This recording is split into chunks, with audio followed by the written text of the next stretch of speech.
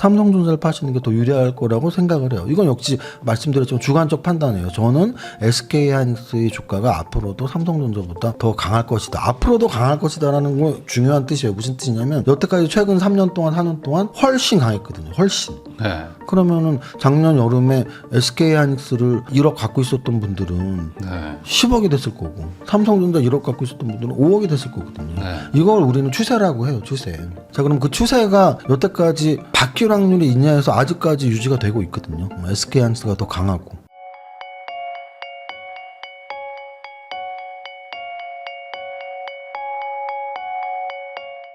슈퍼개미 이정윤 세무사님하고 이야기 나누고 있습니다.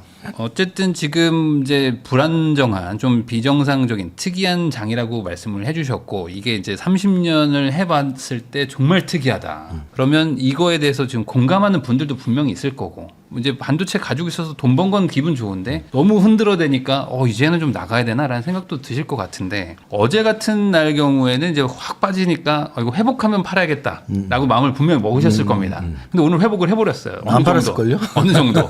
그럼 여기서 팔았겠냐? 안 팔았겠죠. 안 팔았을 확률이 높습니다. 이 상황에서 그러면 좀 들고 가야 되는 건지 반도체만 보면 자산 배분을 떠나서 반도체만 보면 제가 여태까지 사실 제가 말씀드린 건 대부분 팩트예요. 팩트. 네네. 팩트는 뭐냐면 진짜 반도체가 제일 강하고 그래서 코스피가 100%가 올랐고 코스닥은 못 올랐는데 그리고 네. 삼성전자, SK하이닉스 두 개가 시총 60%에 가깝고 다른 종목이 다 합치면 65%에 가깝고 뭐 이런 건 팩트죠. 근데 이제 주관적 판단을 좀 말씀드리면 반도체 내에서 저는 만약에 내가 어느 걸 갖고 있고 어느 걸 팔아야 되지 했을 때 SK하이닉스 우위를 사실은 거의 뭐 작년 여름 가을부터 말씀을 드렸고 그거는 계속 유지가 되고 있는 것 같습니다. 그래서 만약에 내가 SK하이닉스와 삼성전자 중에 뭐 둘 다 갖고 있다면 그리고 만약에 비중을 좀 줄이고 싶다면 그분들이 제일 쉬울 것 같아요. 둘 다 갖고 있어서 수익이 많이 났는데 내가 좀 비중을 줄일까? 삼성전자를 파시는 게 더 유리할 거라고 생각을 해요. 이건 역시 말씀드렸지만 주관적 판단이에요. 저는 SK하이닉스의 주가가 앞으로도 삼성전자보다 더 강할 것이다. 앞으로도 강할 것이다라는 거 중요한 뜻이에요. 무슨 뜻이냐면 여태까지 최근 3년 동안 4년 동안 훨씬 강했거든요. 훨씬. 네. 아까 제가 작년 4월부터 지금까지 지수가 4배 올랐다 그랬잖아요. 그 4배가 오르는 시기 동안 SK하이닉스는 작년 4월에 20만 원이었거든요. 18만 원. 근데 지금 240만 원이잖아요. 네. 10배가 넘게 올랐습니다. 삼성전자는 그 당시 4만 5천 원이었거든요. 4만 5천 5만 원. 근데 지금 뭐 30만 원을 쳐도 한 6배? 네. 그러면은 거의 2배 차이예요. 5배, 6배, 10배가 넘으니까. 그러면은 작년 여름에 SK하이닉스를 1억 갖고 있었던 분들은 네. 10억이 됐을 거고 삼성전자 1억 갖고 있었던 분들은 5억이 됐을 거거든요. 네. 이걸 우리는 추세라고 해요. 추세. 자, 그럼 그 추세가 여태까지 바뀔 확률이 있냐 해서 아직까지 유지가 되고 있거든요. SK하이닉스가 더 강하고 삼성전자가 상대적으로 더 약한. 예를 들어 이런 거죠. 코스닥이 더 약하고 코스피가 강한 이런 추세들이 유지가 되고 있는 거죠. 네. 그랬을 때 둘 중에 하나를 만약에 매도 고민을 한다면 뭐 삼성전자 매도 이런 식으로 말씀을 드리고 싶고요. 또는 코스닥 소부장과의 관계가 있어요. 이 대형주 두 종목 중에 하나를 갖고 있거나 네. 또는 코스닥 소부장을 갖고 있거나 그건 좀 고민을 해보셔야 돼요. 왜냐하면 계속 말씀드리지만 SK하이닉스가 10배 오르고 삼성전자가 5배 오를 동안 소부장 중에는 사실은 꽤 탄탄한데 영업이익도 높고 꽤 탄탄한데 못 오르거나 뭐 올랐어도 바닥 대비 뭐 한 2배 뭐 2.5배, 3배 요 정도에 멈춰 있는 애들도 꽤 있거든요. 네. 걔네들을 좀 찾는 노력도 하셔야 될 것 같고요. 그럼 찾을 때 어떤 포인트를 두셔야 되냐면 여러분들이 지금 SK하이닉스와 삼성전자의 재무제표를 보면 SK하이닉스가 왜 시총 차이가 꽤 많이 났었거든요. 제가 SK하이닉스가 삼성전자의 시총까지 따라간다라고 예상을 했던 게 거의 작년 여름이었는데요. 그때는 한 3분의 1밖에 안 됐어요. 뭐 예를 들어 삼성전자가 뭐 600억이면 SK하이닉스 한 200억 정도. 네. 그러니까 200조, 200조. 200조. 근데 지금 2000조가 된 거잖아요. 네. 그러면 왜 SK하이닉스가 훨씬 빠르게 상승할 거라고 예상을 했냐면 저는 이제 3박자라고 재무제표, 재료, 차트를 다 본단 말이죠. 네.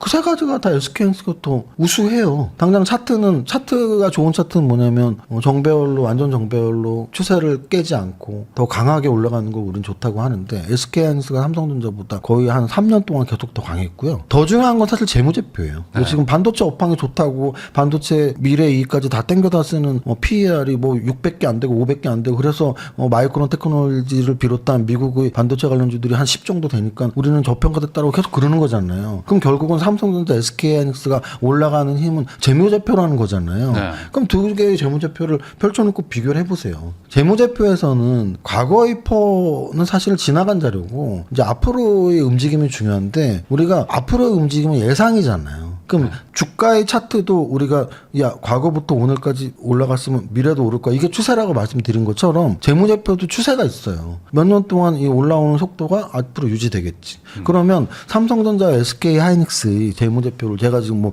보여드리진 않고 제 머릿속으로 말씀드리면 올해 1분기 뭐 이제 2분기까지 상반기 실적이 이제 곧 나오지만 올해 아마 절대 따라가지 못할 겁니다. 삼성전자가 SK하이닉스를 뭘 못 따라가냐면 영업이익률하고 매출액 상승 속도를 못 따라갈 거예요. 왜냐하면 영업이익률이 삼성전자가 지금 SK하이닉스를 계속 한 분기, 두 분기 늦게 따라가고 있거든요. 올해 1분기 영업이익률이 SK하이닉스가 70%대예요. 그리고 삼성전자가 뭐 45, 50 그 정도고요. 작년 1년 동안 SK하이닉스 영업이익률이 45, 50이에요. 삼성전자가 20 몇이에요. 네. 그러니까 이게 그 영업이익률이 편차가 거의 2배 차이가 나고 있는 거죠. 거기에 매출액의 상승 속도도 SK하이닉스가 훨씬 빨랐고. 그럼 우리가 재무제표를 보는 이유가 PBR 저퍼를 확인하려고 보는 게 아니거든요. 결국 우리가 재무제표를 보는 이유는 세 가지 때문입니다. 안정성, 성장성, 수익성. 그러면 삼성전자랑 SK하이닉스가 둘 다 안정적인 건 당연한 거니까 안정성은 뭐 계산할 필요도 없는 거죠. 그러면은 성장성하고 수익성을 봐야 되는데 성장성도 SK하이닉스가 압도적으로 우상향을 하고 있고 이익성도 영업이익률을 보면 되는 거거든요. 네.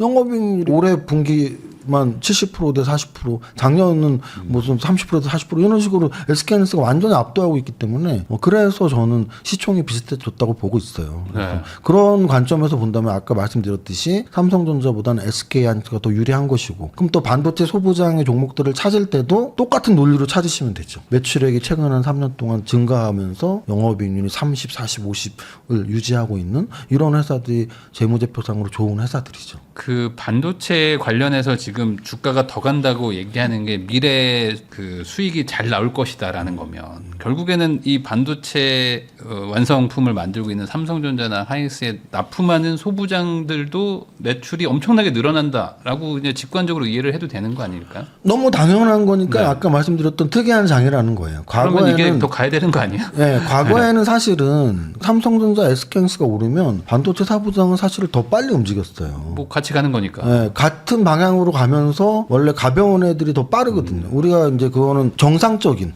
정상이 싫으시면 보통의 시장 상황에서 우리가 재무관리에서 베타계수라는 게 있어요. 베타계수는 뭐냐면 그러니까 제가 지금 이렇게 어려운 말을 살짝 쓰는 이유는 저 사람 아무것도 모르면서 뭐 그냥 이렇게 우기기만 한다 이럴까 봐. 저는 대학 때 경제하고 재무관리를 제일 좋아하고 잘했었고요. 그리고 세무사 라이센스도 있습니다. 그러니까 뭐 제가 쉽게 말한다고 그냥 아무것도 모르고 말하는 거 아니고요. 이 시장이 움직이는 거에 대해서 개별 종목이 움직이는 걸 베타계수라고 해요. 그럼 시장이 1이 움직였을 때 그 종목의 1 움직이면 그 베타계수 1이에요. 시장이 1 움직였는데 그 종목이 3을 움직이면 베타계수 3입니다. 그러면 전통적으로 보통의 정상적인 시장에서는 대형주는 베타계수가 낮고 중소형주가 베타계수가 높아요.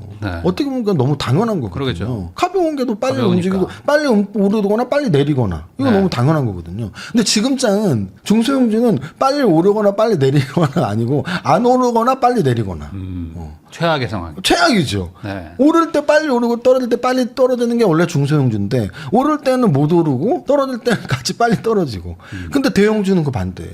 특히나 이 반도체 탑주는 완전히 반대죠. 오늘도 코스피 지수가 5.8% 움직였는데 SK하이닉스가 10% 움직였어요. 삼성전자 8% 움직이고 어제는 코스피 지수가 7.8 빠졌거든요. SK하이닉스가 14%가 빠졌어요.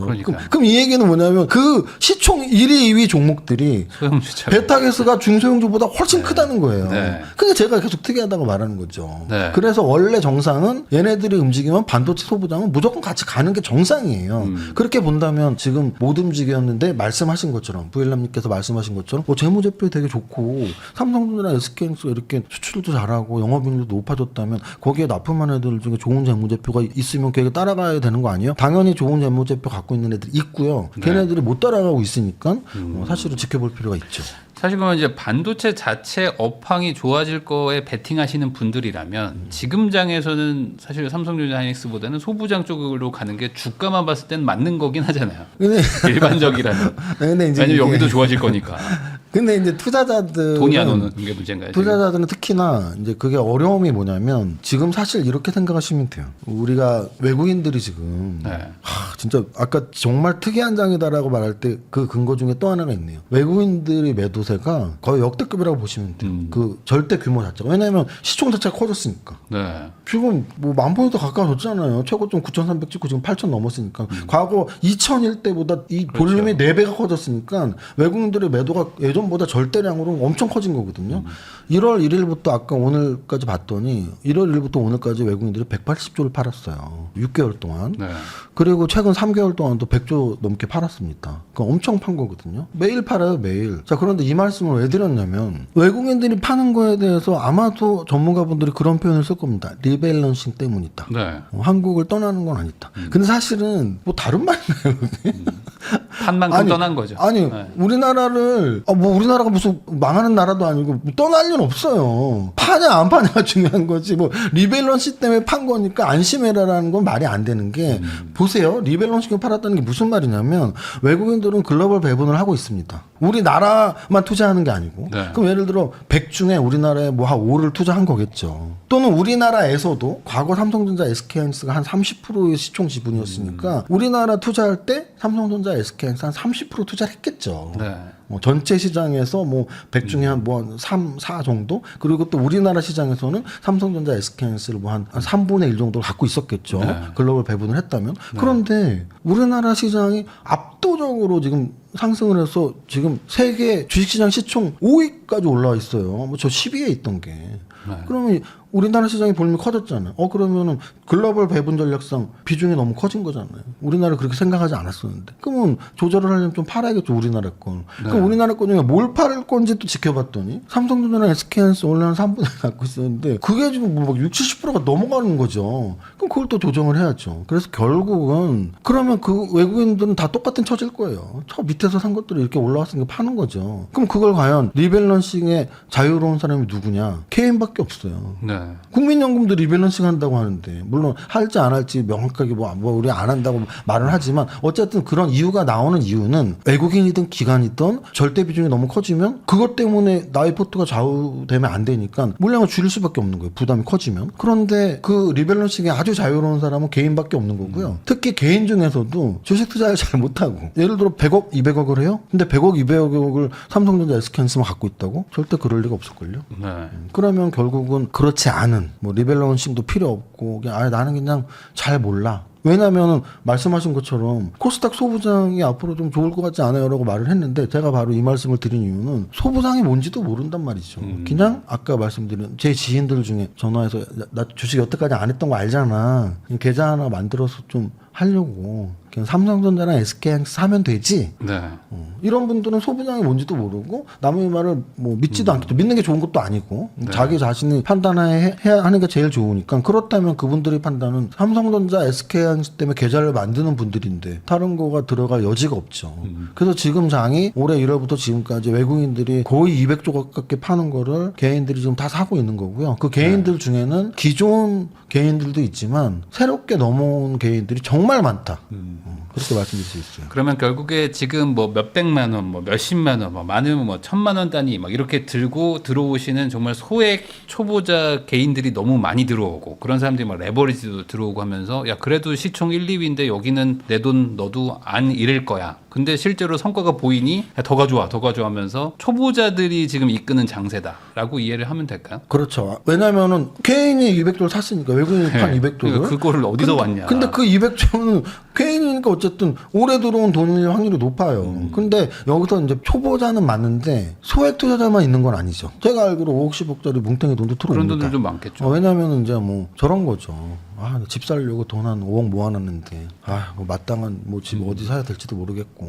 근데 주식은 뭐 집을 샀다고 1년에 2배 오른다고 누가 말할 수 없잖아요. 근데 주식은 옆에 친구들하고 막 밥 먹어보니까 무슨 SK하이닉스를 사서 1억에 2억 됐다는 돈, 2억에 4억 됐다는 돈 하고 있으니 그럼 내가 5억으로 집을 살 게 아니고 SK하이닉스를 사면 5억이 10억 될 텐데. 또 시총 1, 2위니까 또 마음도 네, 편하고. 가장 안정적이라고 생각할 수 있고. 왜냐하면 역대급으로 우리나라에서 삼성전자가 사랑을 받았던 건 사실 딱 하나예요. 망하지 않아 삼성전자는. 네. 그 심리가 진짜 컸거든요. 특히나 고액 투자자들한테. 왜냐하면 고액 투자자들은 아까 말씀드렸지만 수익도 중요하지만 리스크 관리가 중요하기 때문에 안전한 회사는 뭐예요? 라고 증권회사 창구나 전문가들한테 물어본단 말이죠. 그러면 나중에 독박 쓰기 싫으니까 그냥 삼성전자 사시면 돼요. 네. 또는 두 개예요. 그럼 SK하이닉스 요즘 올랐지만 예전에는 막 이렇게 삼성전자에 완전 밀렸던 종목이니까 두 개 살 거면요. 그럼 삼성전자랑 현대차 사세요. 이런 조언을 제일 많이 들었을 겁니다. 제일 많이 들었을 거예요. 그러니까 이제 지금 새롭게 들어오는 분들도 뭐 사면 돼요 했을 때 이제는 뭐 현대차보단 삼성전자나 SK하이닉스 사세요라는 조언을 제일 많이 듣고 있겠죠. 그런데 그런 사람들, 그러니까 뭐 초보자들이 주도하는 장세라면 외인도 지금 떠나고 있고 막 이러고 있으니 그러면 역설적으로 그런 분들이 코스닥에 대해서 지금 되게 부정적이기 때문에 그렇죠. 소부장도 반도체인데 여기에 그냥 관심 자체가 없으면 시장에서 이게 아무리 실적이 좋고 해도 같이 준데도 막 몇 년씩 쉬는 경우도 있으니 이번에 약간 그런 게 아닌가 이렇게 그렇죠. 생각하면 나도 못 들어가는 거잖아요. 그렇죠. 그래서 네. 아까 제가 그 말씀 드린 거예요. 코스닥 소부장이 들어가야 되냐 이거죠. 좋아 보이지 않아야 했는데 제가 이런 설명을 네. 들게 된 이유는 지금 올해 들어온 분들은 코스닥 소부장이 뭔지도 모르고 네. 종목 검색을 한 능력도 없어요. 근데 네. 이제 아마도 그런 타이밍에 올 수는 있겠죠. 언제 오느냐.